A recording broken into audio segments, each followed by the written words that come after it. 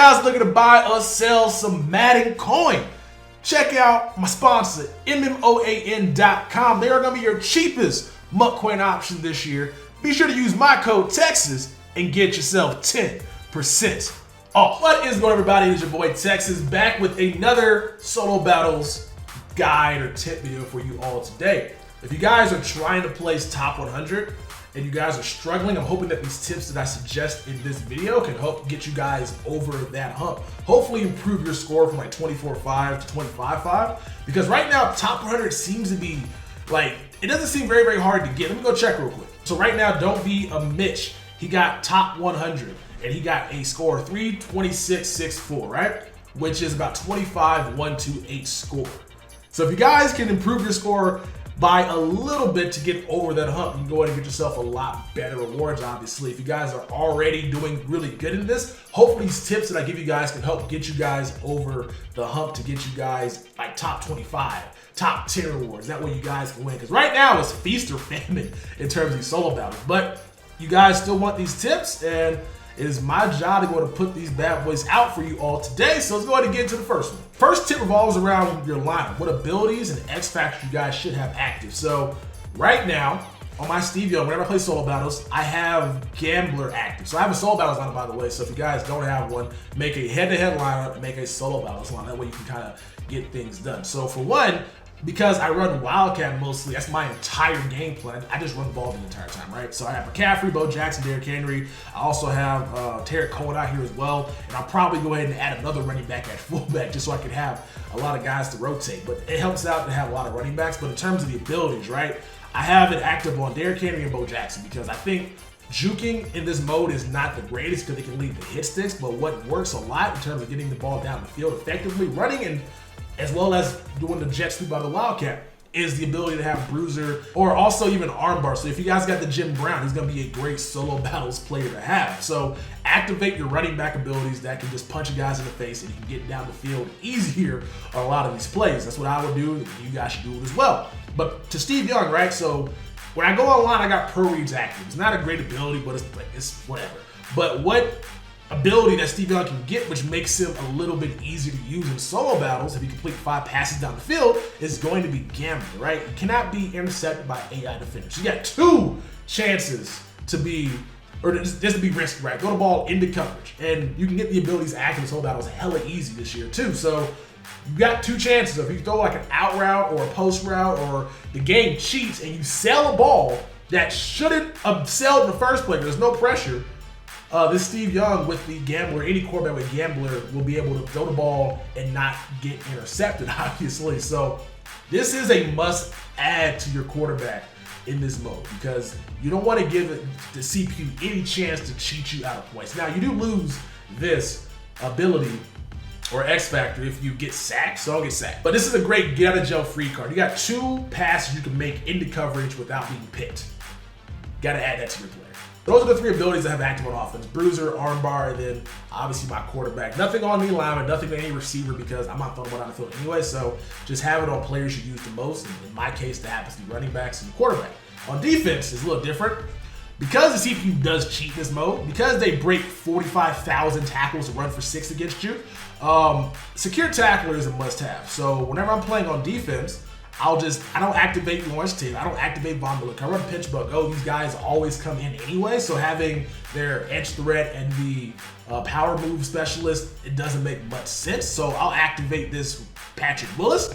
I'll activate this Anthony Barr, and I'll activate this Shazier with Secure Tackle. I think Secure Tackler is the most important ability to have when you're going into solo battles, man, because the amount of broken tackles that take place are just insane. It can be literally, like, it seems like you can tackle a guy for a no gain, and then another guy comes in and he breaks both tackles and goes for a touchdown. They'll do anything in their power to cheat you out of this. Sometimes secure tackle doesn't even work, which is annoying, but when it does, it can be the difference between giving up a touchdown or giving up 6 points, which then is going to affect your user score because you get more yards, and you want them to have negative yards and also not have any points to get the highest score possible. So you got to get your lineup right. So a secure tackle is on defense, and on offense, Gambler on Steve Young, and a bunch of abilities on your running back to be able to break tackles. So tip number 2 is going to be to always go for 2 points whenever you score, okay? always go for 2.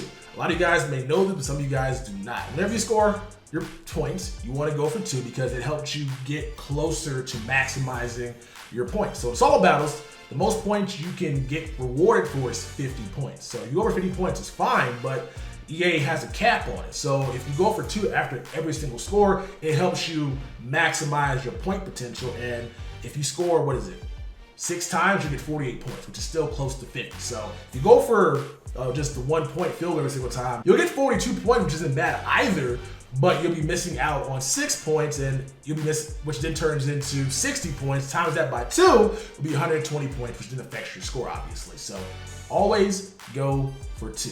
Tip 3 is something I learned from my man Lurk Lord. He's the best solo battles player on the planet.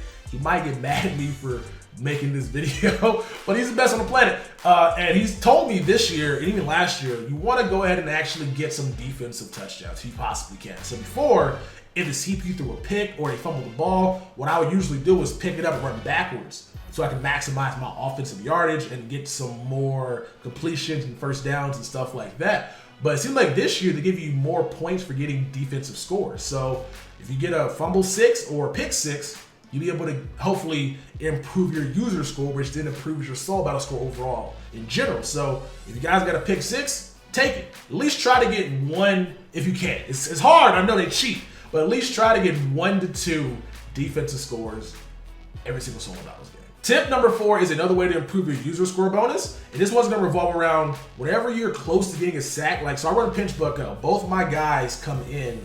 Usually one comes in on touch or both come in, or somebody's coming in if they don't block the running back. If they do, sometimes the guy comes in because the game is broken. But whenever a guy is close enough to the quarterback to get a sack, what you want to do is click on and go for the sack, because that's going to help improve your user score because of the click on bonus for getting a user sack, okay? So if you want to try to get as many of those click-ons as possible, I try to aim for around 5 because I think that's a decent amount, because obviously stuff does max out. But if you get a lot of user sacks, your score or user score should go up, which then affects your overall score, which then can help you get you the points that you need to get to top 100. Now, if you guys want to get a little more risque with it, whenever you click on for a sack, hit the right bumper button on your controller, because that's going to be the strip button. Sometimes you get the strip. Most of the times, the quarterback's breaking the sack, and he may throw for a touchdown, but hopefully you have another guy on your team that comes in that can also push the guy further back. It's kind of like a win-win, right? So it's a win-win-lose. That's kind of how I look at it. You either get this fumble, which is like rare, it's like a 10% chance. He either breaks the tackle and another guy comes in, which then gives him more yards that are negative because he breaks the sack, runs backwards, and then there's another sack that takes place. So that's negative yards that's going to help you out.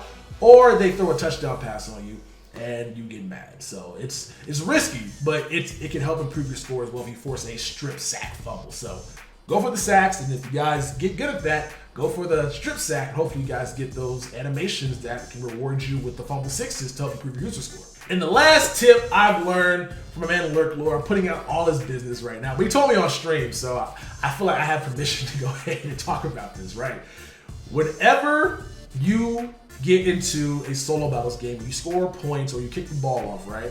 What you want to do is do the scum kick where you kick it to the fullback. And then you also want to then click on to one of your highest hit power guys that's a gunner and try to lay out the fullback that recovers the ball, because the fullback has low carry this year. And since they kind of have a formula where high hit power, low carry, if you hit him enough times, the ball will come out. That way you can maximize your offensive possession. You're going to force a turnover, which then is going to help increase your user score, and then you get the ball back in scoring position to help also improve your user score, right? So it's simple as hell. If you go on kickoff, just double tap X when the ball's going off, kick it to the right or left, whichever side you have your biggest hitters on, and then try to run around the blockers and come in and force that fumble. The only complaint about this method is that EA, for some reason, has a lot of really unnecessary guys out there. So I have guys like Bo Jackson and Zach Ertz out there trying to lay hit sticks, and those guys aren't they're offensive players.